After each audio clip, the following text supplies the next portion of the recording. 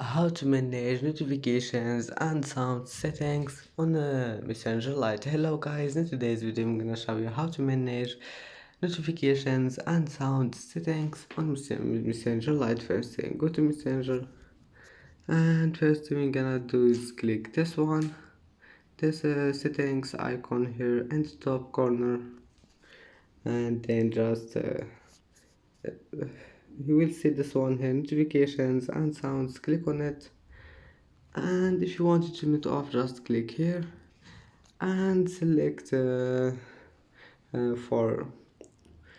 1 hour or 8 hour or 20 24 hour, and click on it and then click OK.